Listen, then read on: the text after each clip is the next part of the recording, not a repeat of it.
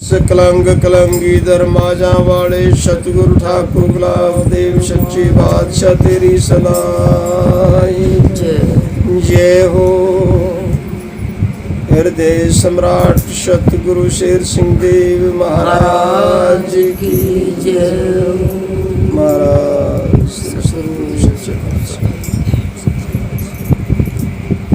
सतगुरु की प्यारी साध संगत जी, सत्संग इस धरा के ऊपर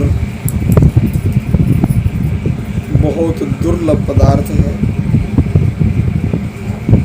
पाक है, पवित्र है, कल्याण कारक है और सत्संग से अधोगति को जाता हुआ जीव भी उत्तम गति को धारण कर जाता है, अपना कल्याण करने में कामयाब हो जाता है। बंधुओं, हमें सत्संग को समझना होगा। सत्संग हमें जीने की कला सिखाता है, सत्संग हमें मर्यादा सिखाता है, सत्संग हमें नीति सिखाता है, सत्संग हमें परमात्मा की तरफ लेकर के जाता है, सत्संग हमें सत्य की ओर लेकर के जाता है। इसलिए सत्संग की महिमा तो अनंत है और मुझे ये कहते हुए अतिशयोक्ति नहीं कि सत्संग सर्व साधन की माँ है। बाकी संसारिक सुख, ये भौतिकवाद तो प्रमाण है महापुरुषों का कि प्राणी जब भी तो इस धरती के ऊपर जन्म लेगा, ये संसारिक पदार्थ तो मिलते रहेंगे और पीछे भी मिलते रहे। हम जब भी धरा के ऊपर आए, यहाँ माँ बाप की भी प्राप्ति होती रही, और दादी का भी सुख मिला, भाई बहन का प्यार भी मिला। यहाँ आकर के तू बादशाह भी बन सकता है, राजा भी बन सकता है, हाथी घोड़ों की सवारी भी तेरे को मिल सकती है, तो भी महापुरुष कहते हैं कि कुछ भी प्राप्त नहीं हुआ। इसलिए अगर कोई दुर्लभ वस्तु है तो वो महापुरुषों ने फरमाया है। दादू दयाल के लाडले महाराज सुंदरदास जी फरमाते हैं कि तात मिले पुनि मात मिले शुत भ्रात मिले युवती सुखदाई। कि हे प्राणी, इस धरती के ऊपर आकर के माँ बाप की प्राप्ति भी हो सकती है, भाई बहन का सुख भी मिल सकता है और दादी का भी सुख मिल सकता है, तब भी कुछ प्राप्त नहीं हुआ। तो कहा तात मिले, तात बाप को कहते हैं, तात मिले पुनि मात मिले, शुद्ध बेटे को कहते हैं कि पुत्र की प्राप्ति भी हो सकती है। यहाँ तात मिले पुनि मात मिले शुद्ध भ्रात मिले युवती सुखदाई। अरे राज मिले, गजबाज मिले, यहाँ करके तू राजा भी बन सकता है और हाथी घोड़ों की सवारी भी बन सकता है। राज मिले, गजबाज मिले, सब साज मिले, मनवांछित पाई। मनवांछित फल की प्राप्ति भी इस संसार के अंदर आकर के जन्म लेकर के हो सकती है। तब भी महापुरुष कहता है कि तब भी कुछ भी प्राप्त नहीं हुआ। लोक मिले, परलोक मिले, विधि लोक मिले, वैकुंठ आ जाए। कि लोक और परलोक की भी प्राप्ति हो सकती है, वैकुंठ आदि की भी प्राप्ति हो सकती है। तब भी संत कहते हैं कि कुछ भी प्राप्त नहीं हुआ। लोक मिले, परलोक मिले, विधि लोक मिले, वैकुंठ आ जाई। अरे सुंदर और सभी सुख पावत, और सभी सुखों की प्राप्ति हो सकती है, पर संत समागम दुर्लभ मेरा भाई। अगर दुर्लभ वस्तु है तो वो महापुरुषों की संगत, संतों का समागम मिलना कठिन है, क्योंकि ये उत्तम क्रम के बगैर और अच्छे भाग्य के बगैर संतों का सत्संग तो मिलना दूर की बात है, बल्कि महापुरुषों के दर्शन भी नहीं होते, दर्शन भी दुर्लभ होते हैं। तो उत्तम पुरुष के दर्शन मात्र से भी जीव के बहुत कुछ अवगुणों का विनाश हो जाता है। यहाँ एक प्रमाण मिलता है। एक बार अर्जुन और श्री कृष्ण जी चले जा रहे थे। अर्जुन ने प्रश्न किया कृष्ण जी से कि प्रभु, भले पुरुष के दर्शनों का क्या लाभ होता है? कृष्ण जी कहने लगे कि हे अर्जुन, वो सामने तालाब नजर आता है, उस तालाब के ऊपर वो जो बगुला बैठा है ना, वहां जाओ और उससे ये प्रश्न करो, आपके प्रश्न का उत्तर मिलेगा। कृष्ण जी उस तालाब के ऊपर गए, वहां एक बुगला बैठा था। बैठना तो क्या था, खड़ा था, वो अपने भोजन की तलाश में एक टांग के टांग। कृष्ण जी ने वहां जाकर के प्रश्न किया अर्जुन ने कि हे बुगले, उत्तम पुरुष के दर्शनों का क्या लाभ होता है। इतना ही प्रश्न किया था, उस बुगले ने अर्जुन की तरफ गर्दन घुमाई और शरीर पूरा हो गया, मर गया वो बुगला। अर्जुन बड़े हैरान हुए कि अच्छा प्रश्न किया है तो बुगला ही मर गया। वापिस आए, आकर के कृष्ण जी से कहने लगे कि प्रभु उत्तर नहीं मिला। उत्तर नहीं मिला? बिला जी नहीं। क्यों? बिला जी मैंने प्रश्न किया, वो बुगला ही मर गया। कहने लगा ओ, तो अर्जुन ऐसे करो, इस नगरी के अंदर फलां आदमी की गाय ब्याई है, वहां जाओ आप और व्यापारी बन करके जाओ, कीमत उसकी तय करके, और दूध देखने के बहाने जब बछड़े को चुंगाओगे तो ये प्रश्न आप बछड़े के कान में कहना, आपको उत्तर अवश्य मिलेगा आपके बाद। व्यापारी बन करके वहां गया अर्जुन, कीमत तय होगी गाय की। कहने लगा दिखा दूध भाई। कहने लगा जी देख लो। जब दूध निकालने लगा तो वो प्रश्न उस बछड़े के कान में उसने कहा कि हे बछड़े, भले पुरुष के दर्शनों का क्या लाभ होता है। इतना ही प्रश्न किया था, वो बछड़ा मर गया। अब लेने के देने पड़ गए अर्जुन। खैर मुंह की बात, भाई मैं तो दूध ही देख रहा था, इसकी इतने ही जिंदगी थी, इसके सांस ही इतने थे, क्या कर सकते हैं। अफसोस की करते हुए वापिस आ गया और आकर के अर्जुन कृष्ण से कहने लगा कि प्रभु आप मेरे को यही बता दो, क्यों धक्के दे रहे हो। कहने लगा नहीं नहीं, क्या उत्तर मिला नहीं। कहने लगा जी प्रश्न किया, वो बछड़ा ही गुजर गया। बछड़ा ही गुजर गया? बिला जी हाँ। कहने लगा कमाल हो गया। फिर ऐसे करो अर्जुन, फलां नगरी के अंदर जाओ, वहां का बादशाह शरीर पूरा कर गया और उसका छोटा हा बच्चा है। आज उस बच्चे का राज तिलक करके और उसको गद्दी नसीन करेंगे, क्योंकि सिंहासन को खाली नहीं छोड़ा जा सकता। वहां जाओ और उस बच्चे से प्रश्न करो। अर्जुन वहां पहुंच जाता है, दरबार लगा हुआ था और उस बच्चे का राज तिलक करने लग रहे थे। जाकर के सभा के अंदर अर्जुन बैठ गया और निहारता रहा, बच्चे को देखता रहा। बच्चा उसको देख रहा था, लेकिन अर्जुन की तमा नहीं पड़ी कि प्रश्न करो, क्योंकि शंका यही थी अगर ये बच्चा भी, अगर वही हालात, ये बच्चा भी शरीर पूरा कर गया तो यहां से तेरे को कोई जाने नहीं देगा, ये तो अनर्थ हो जाएगा। बस देख ही जा रहा, देखता ही रहा। आखिरकार वो बच्चा बोला कि कुंती नंदन बोलो, क्या शंका है, बोलो, निसंकोच बोलो। उठे और अर्जुन ने प्रश्न किया कि हे राजकुमार, भले पुरुष के दर्शनों का क्या लाभ होता है। वो बच्चा हंसा और हंस करके कहने लगा, अर्जुन ये बात अभी तक आपके समझ में नहीं आई। कहने लगा जी उत्तर ही नहीं। कहने लगा उत्तर तो मिला, हर बार मिला, पर आप समझ नहीं पाए। कहने लगे फिर भी कृपा करो राजकुमार, मेरी शंका है। कहने लगा हे अर्जुन, सबसे पहले तुम कहाँ गए थे। बिला जी मैं तालाब पर गया था, वहां पर एक बुगला था, उससे प्रश्न किया था, बुगला ही मर गया। और उसके बाद जी मैं व्यापारी बन करके बिला जो है एक जमींदार के वहां गया और वहां मैंने उस बछड़े से प्रश्न किया तो बछड़ा शरीर पूरा कर गया। कहने लगा फिर, कहने लगा जी अब तीसरी बार मैं यहाँ आपकी सरकार भाई जाते हैं घर पे। जाओ भाई, लेने क्या आई थे।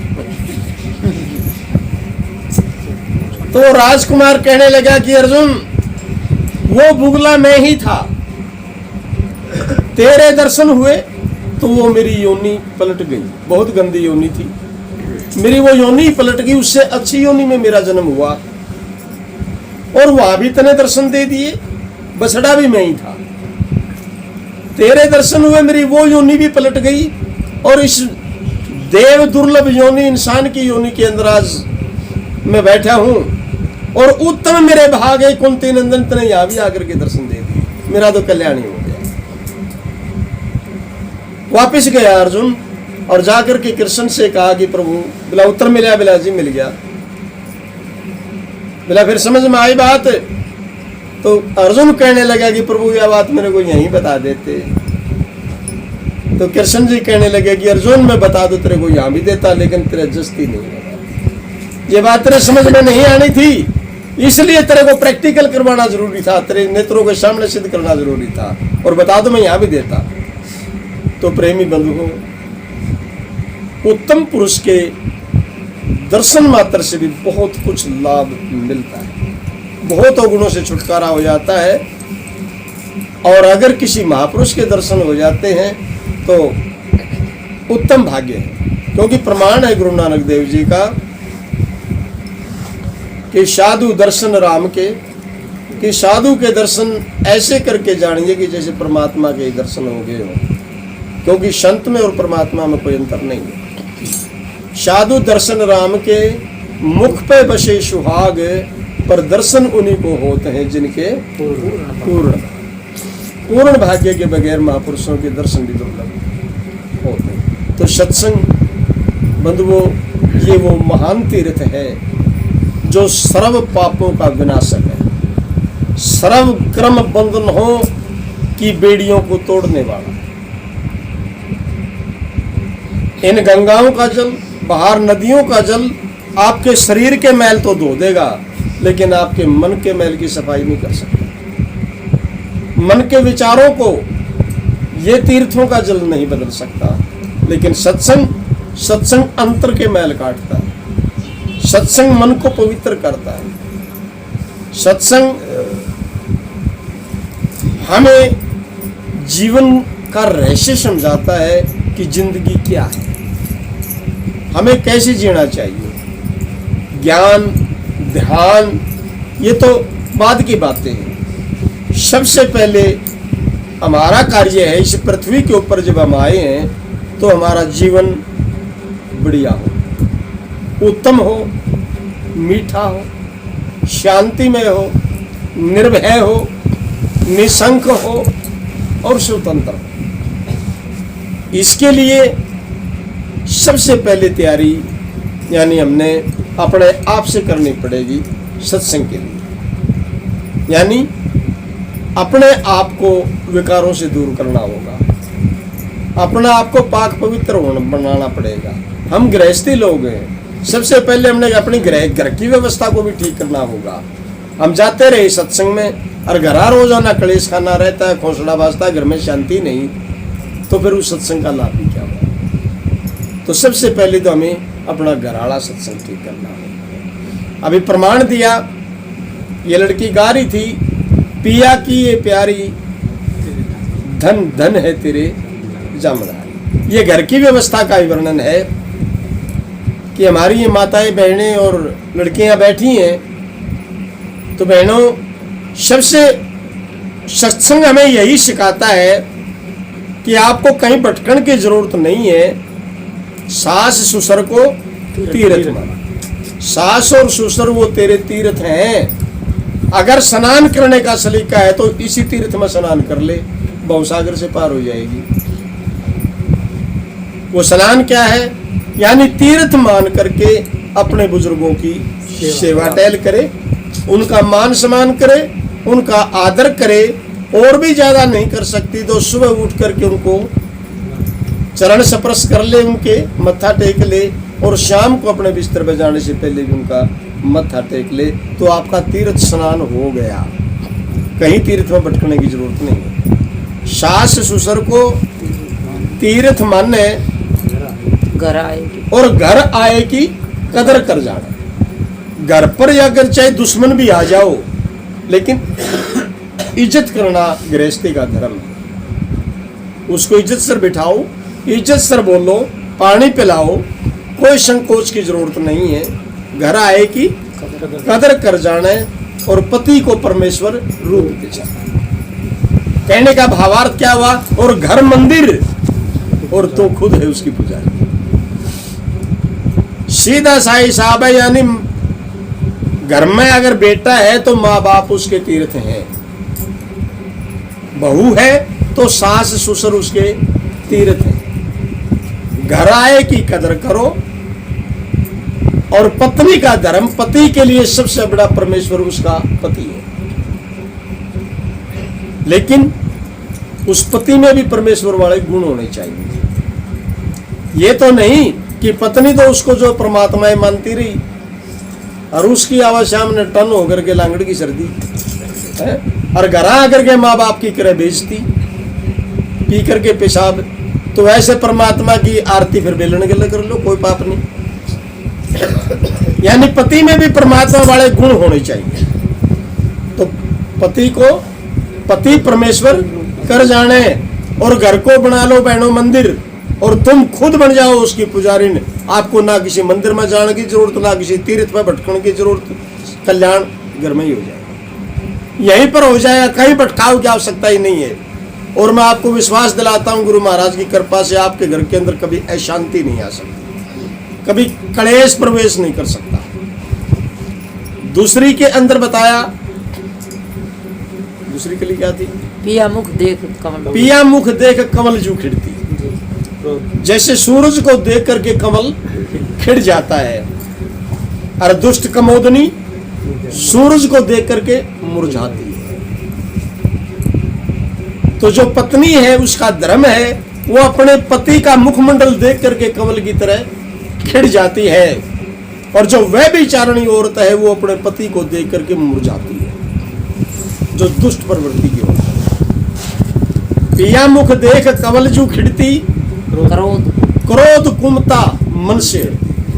वो कभी ना तो क्रोधित होती है और ना वो कुमता रखती है, कुबुद्धि नहीं रखती, वो सार्थक सोचती है, उसके विचार सार्थक होते हैं।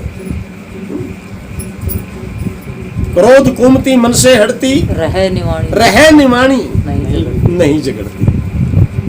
वो कभी भी घर के अंदर क्लेश नहीं होने देती, निवाणी रहती है, छोटी बन के रहती है, बड़पन नहीं आता, वो नाक की लड़ाई नहीं लड़ती, अपने घर की शांति को किसी भी हालात में भंग नहीं होने देती। घर के अंदर कुछ गलतफहमियां भी हो जाती हैं तो वह प्रेम से बैठ करके समाधान करती है, का करके लोग इकट्ठा नहीं करती, क्योंकि वो अपने घर की समस्या है।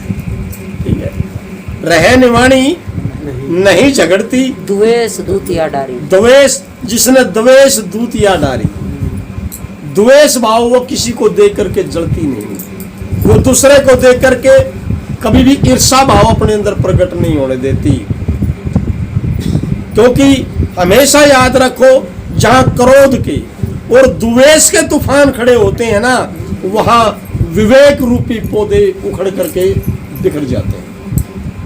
उस बुद्धि के अंदर कभी अच्छे विचार नहीं रह सकते, उस बुद्धि के अंदर कभी ज्ञान नहीं ठहर सकता।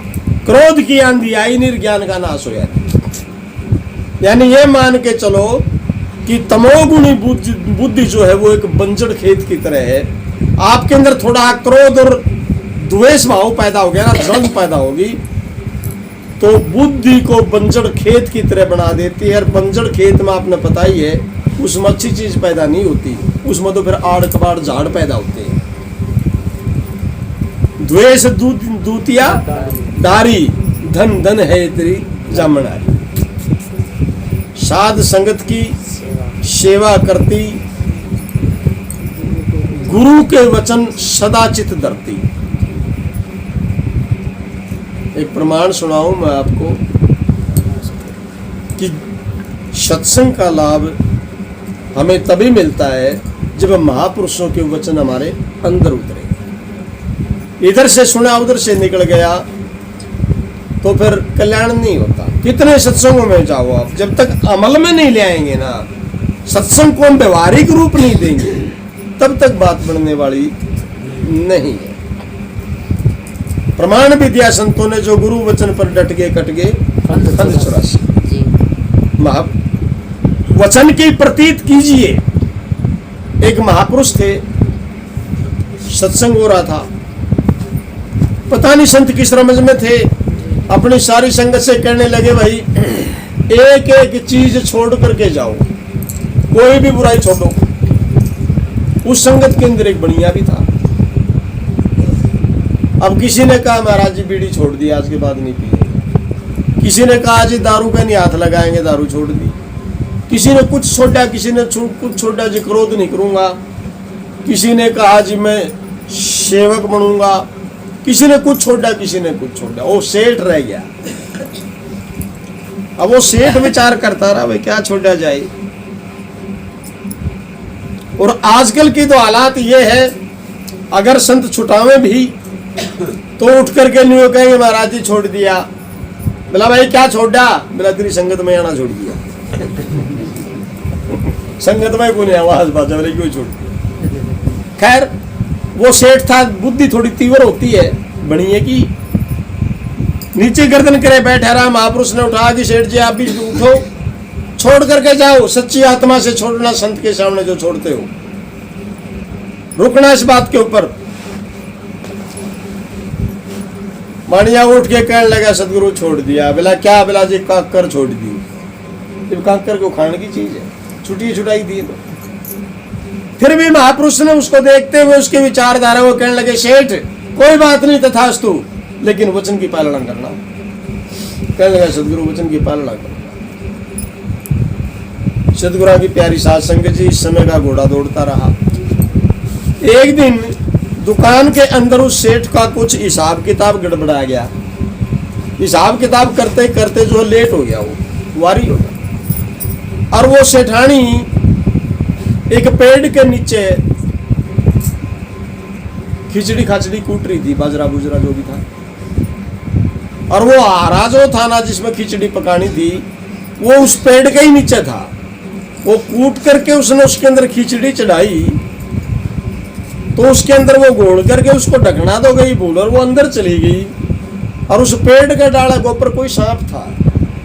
वो सांप उसका उस खिचड़ी में आ पड़ा, जड़ लगी बेचारा, गाज लगी आ पड़ा में, और वो उसके में पकी गया, रंध गया बेचारा, गड़ गया में। उतार करके वो पदार्थ वो खिचड़ी सेठानी ले आई। 2 बच्चे थे उस सेठ के पास। अब सेठ का वो हिसाब किताब नहीं मेल खा रहा था, काफी लेट हो गया। तो वो सेठानी बच्चों को कहने लगी बेटा तुम तो खा लो, मैं तुम्हारे पापा तो आज लेट हो गए, आए नहीं अभी तक। वो बच्चे जिद कर गए, कहने लगे हम तो पापा के ही साथ खावांगे। बोला भाई देर वेट इंतजार करो। बच्चे थे वो थोड़ी बहुत देर तो जाके बेचारे सो गए भूखे ही। और सेठानी इंतजार करती रही। काफी देर के बाद वो सेठ आए। वो खिचड़ी खाचड़ी ठंडी होगी इतना। सेठानी कहने लगी जी आज तो बहुत लेट हो गया आप। कहने लगा क्या करूँ, आज तो हिसाब ऐसा गड़बड़ाया कि समझ में ही नहीं आया, बहुत समय लग गया, मैं लेट हो गया। कहने लगी फिर मैं भोजन लगाऊं। बोला क्या बना है? बोला जी खिचड़ी बनाई है, चलो बोला डालो। सेठानी कहने लगी डालू के बोला तो जमा काकर वर्गी होगी, यानी ठंडी होगी, या तो काकर वर्गी होगी। अब वो वचन याद आया उस सेठ का, कहने लगा है काकर वर्गी होगी। बोला और? बोला बस खाली रहे, क्योंकि वचन दिया हुआ था कि जी काकर। बोला बस खाई गई सेठानी रहने दी।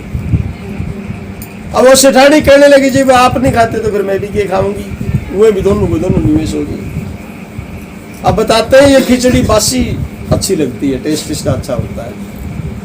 सवेरे वो सेठानी कहने लगी जी खिचड़ी गरम करके न जो डाल दूं दूध में। कहने लगे हाँ डालो। और जब वो डालने लगी तो और तो सांप पे केरे रहता हुआ कंगरोड़े रही थी उसकी हड्डियों वाली, वो कुर्सी में आ गई।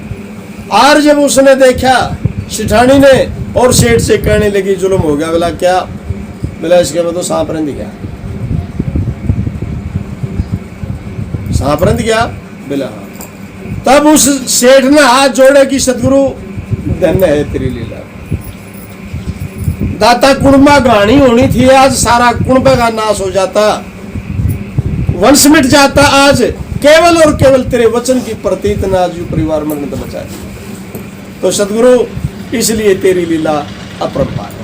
कहने का भावार्थ प्रेमियों, उस संत के वचन के ऊपर डटा, उस वचन को अपने हृदय से स्वीकार किया तो यानी ये लाभ हुआ, नहीं तो पता नहीं क्या हो जाता। तो सत्संग हमें तभी फल देता है जब हम उसको अपने अंदर धारण करते हैं, उसको अमल में जीव लाते हैं। तो उसी प्रकार से कहा अगली कली के अंदर, साध संगत की सेवा करती, गुरु के वचन सदाचित धरती, मीठी वाणी और मीठी वाणी मुख उच्चारण। प्रेमियों, है कुलवंती नारी, वो कुलवंती औरत है। एक छोटा सा दृष्टांत तो और आ गया, ये गरीबी भी हिला देती है। इसी प्रकार एक महापुरुष 3-4 चेले साथ में एक अपने शिष्य के घर चले गए। बड़ी सुलक्षणा औरत थी और वो चेला निहायत गरीब था बेचारा। आजकल तो संत उसका जावे जिस अच्छा पदार्थ और अच्छी दौलत और अच्छा साधन संपन्न हो, वहां जाना ज्यादा पसंद करे। और गरीब चाहे कितना विरागी हो, कितना श्रद्धावान हो, यानी उसको फिर भी टाल देंगे बेचारा। ये आज वर्तमान की हालात है, क्योंकि आज संत लगभग जो पेट का मसला संता आगे खड़ा गया है। उस गरीब के घर गए, दोनों मियाँ बीबी आए, चरणों में लौट गए। सदगुरु बड़ी कृपा करी आपने, भाई हम दिन की कुटी पवित्र कर दी गुरुदेव, आपके चरण कमल फिरे। आसन लगा दिया, बैठ गए। और वो घरवाला कहने लगा कि भक्तनी, महाराज जी से कहने लगा कि सदगुरु कृपा करो, मैं रसोई का इंतजाम करवाऊँ। कहने लगे हाँ भगत रसोई करेंगे भाई, इंतजाम कर। घर गया, घराली से कहने लगा भक्तनी गुरु रसोई का इंतजाम करो, महापुरुषों के लिए रसोई तैयार करो। कुदरती समय की मार ऐसी थी कि घर में राशन नहीं था। सुलक्षणा औरत थी, आजकल वाली तो उसे आगड़ पकड़ ले है, मैं कि तेरे हाड़ खुआऊं, मैं कड़त बनाऊं, फलानी धिकड़ी मुकड़ी। अब वह उसने उसका कान में लागी कहने की बिला रसोई क्या बनाऊं, घर में कुछ भी करूं। वो भगत कहने लगे आस पड़ोस में से उधारा ले लो, कोई नहीं आपा दे देंगे। साथ में एक जमींदार का घर था, वो बेचारी वहां गई और उस जमींदारनी से कहने लगी बिला वे थोड़ा राशन उधारा दे दे, हमारे घर संगत आ रही है, महापुरुष आए हुए, गुरु के लिए रसोई बनानी है, और वे तेरा दे देंगे। अब वह जमींदार ने कहने लगी वे बेतारा तो रोज का ही काम से पहले लड़ाई गुंदी है ना, कोई कड़िया और दे काम करने दे, रोज का काम है धारा दो। वापिस आ गई बेचारी खाली, वापिस आ गई, आकर के कहने लगी राशन नहीं मिला कुछ। अब वो भगत कहने लगा कि बिला घर में ऐसा जमा कुछ भी को नहीं अपना। विचार करना प्रेमियों कि श्रद्धा क्या चीज होती है। अब वह मेहरबानी उसने बेचारी ने बर्तना हाथ मारे, कहने लगी कुछ नहीं बिला पाइया गुआर तो पड़ा, गुआर पड़ा है और नहीं कुछ। और वो भगत कहने लगे बोला फिर महाराज जी अंतर्यामी यहाँ पाके कि लगो रहे, महाराज जी ने भी रही नहीं इनके जोग से, कोई बात नहीं बोला निसंको जो तो बोला जो चढ़ा दे गुआरे। वो डांगरों का चारा रे गुआर चढ़ा दिया उस वीरबानी ने। वो बढ़ने लगा, उठे लपटो, भोजन तैयार हुआ और परोस दिया संतों को। रुचि रुचि भोग महापुरुषों ने लगाए। और वो गल्ले संगत थी, चेले थे 2-4, वो भी कहने लगे सदगुरु ऐसा आनंद किसी प्रसाद में नहीं आया जो आज प्रसाद के अंदर आया, कमाल हो गया। रुचि रुचि रजे। अब संतों से मांगने की जरूरत नहीं होती है, वो अंतर्यामी। उसकी हालात देख करके सवेरे उठ करके चल दिए संत, देख करके आशीर्वाद, अच्छा भाई तेरा भला हो, गुरु महाराज बेटा तेरा भला करेंगे। संतो रमते रामते चल गए। धीरे धीरे धीरे धीरे उस भगत के दिन पलटने लगे और सब क्या ठाठ लग गए। अब जमींदारनी ने सोचा भाई कमाल हो गया, इनको तो गिने देना उनको तो ठाठ लागे सारी चीजा के होया यू कमाल जिद पाचा इनके गुरु आए थे। अब वह जमींदारनी उसके पास आ गई और आगे कहने लगी बेबे मैंने तो उस दिन तारा तेरे को राशन दिया नहीं, फिर तूने क्यों कर काम चलाया। वह कहने लगी बेबे मारा तो रखे था पाइया गुआर पड़ा था, जिस हमारा ब्याह था हमने तो कर दिया अर्पण संता गए और भोग लगा के चले गए। जमींदारनी ने सोचा इन संता ते गुआर खुआना तो धन हो जाए। वन बोली बेबे का थारा गुरु आवे नहीं, मन बताइए बेबे बेला जो ही कर सो ही मैं करूंगी। कद आओगे बेला बेबे रमते राम से मौत संता की के कैसा। 2-4 साल के बाद चक्कर लग गया महापुरुष का, गए उसने बता दिया जमींदार नहीं थी बेला बेबे तो को बती महाराज जी यार वह कौन सी गुरुमुख थोड़ी थी, वह जमींदार ने तो नुकरी थी, यानी बाणी का भी सलीका को नहीं। और जाके उस महापुरुष ने कहने लगी बाबा आज रोटी मारा खा लोगे, नुकरिया की तो यह भाषा हो जाए। और संत कहने लगे वे क्यों खा लेंगे थारे, हम तो हमारे भगत कार्य हैं यहाँ खाएंगे, तेरे क्यों खा लेंगे। बिला जी ना मेरी इच्छा थी आज रोटी मैं बना दूँ थारी, बिला ना हमारी रोटी क्यों बनावे तू। और बाकी बिला पूछ हम तो शिष्य कह रहे। अब वह उनकी शिष्या थी, वह कहने लगी सदगुरु बहुत दिनों से ये पीछे पड़ रही है, कृपा कर दो सदगुरु, इसकी इच्छा है ले लो रसोई। कहने लगा बना ले बेबे। 4 मैस बंदरी घर जमींदार के भाई सब क्या है ठाठ पेटी चौधरा नगुआरे तो चला दिया। बदबू उठ रही मेरी डांगरा का चारा और बना कर गुआर रोज दिया संत के आगे। वो चेलिया ने वो 2-2 दाने ठाए, कहने लगा सदगुरु के ऊपर काम आए बदबू उठ रही है। महापुरुष कहने लगे कोई बात नहीं मिला भाई इसकी श्रद्धा ले लो जी सब आवे। और तो क्या था उन्होंने 2-2 दाने लिए और अपना छोड़ दिया। अच्छा बेबे गुरु महाराज तरह भला कर। संत तो चले गए, तो सदगुरु की प्यारी साध संगत जी ऐसी कुछ परमात्मा की करनी हुई, गुरु महाराज की ऐसी रहमत हुई। खेत में बोवा कि में झाड़ा का जाम में गुआर, बोवा कि में उगे गुआर। वो जमींदार हो लिया तंग, वो कहने लगे अरे जमीन में क्या बढ़ गया मेरी सुसरी में, पूछे बोले बहन सो तू उगे गुआर है। तब उस जमींदार ने क्या हुआ गलती याद आई, कहने लगी या तो गलती मेरे तो क्यों बोला क्या हुआ, सारी कहानी बताई।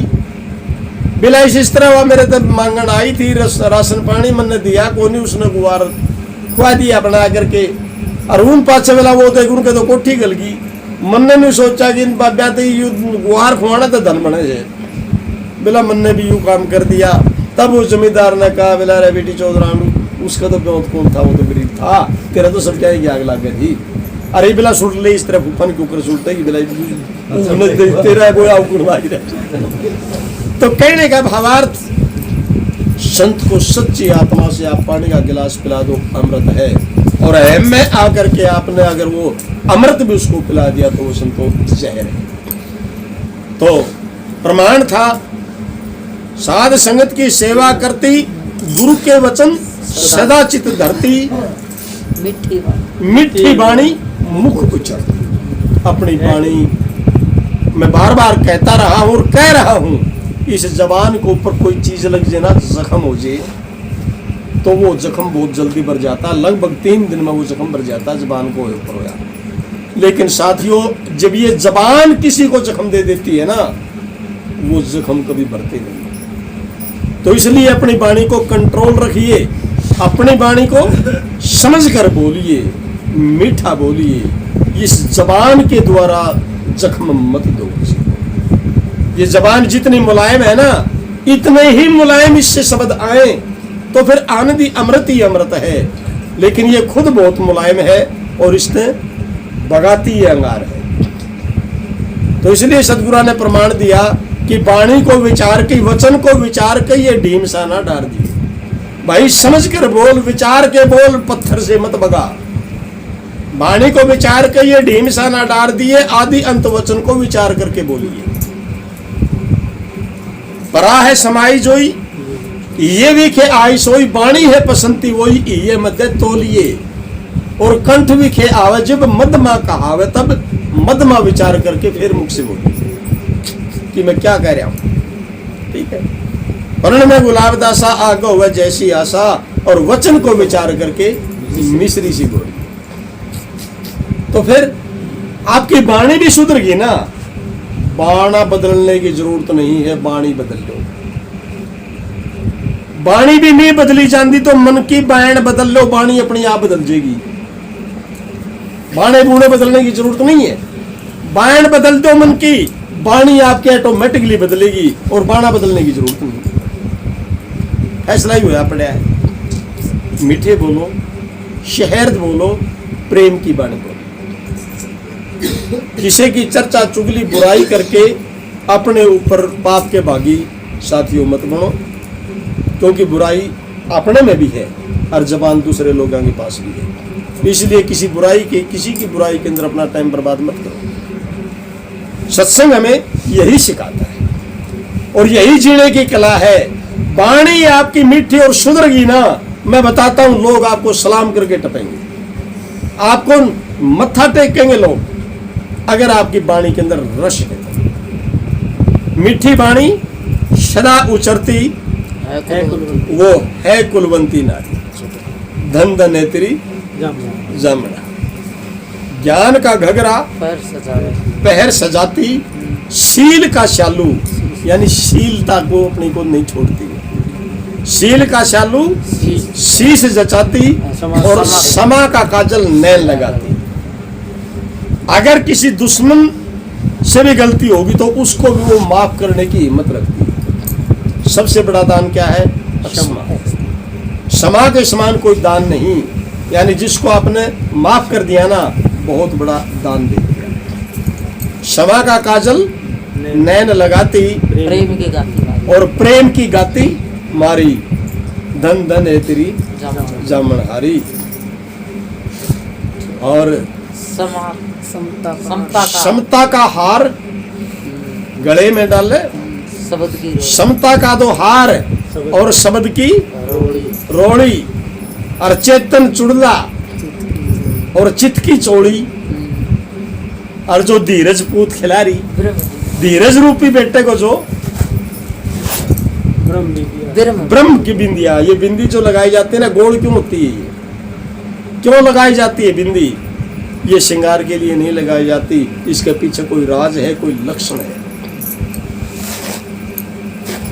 क्योंकि बिंदी जो लगाई जाती है, जनानियां लगाती हैं, उस बिंदी को आप ये नहीं बता सकते कि ये कहाँ से तो शुरू हुई थी, ये कहाँ अंत हो गया इसका, या बनाई जिद, यानी जीरो बना के देख लो।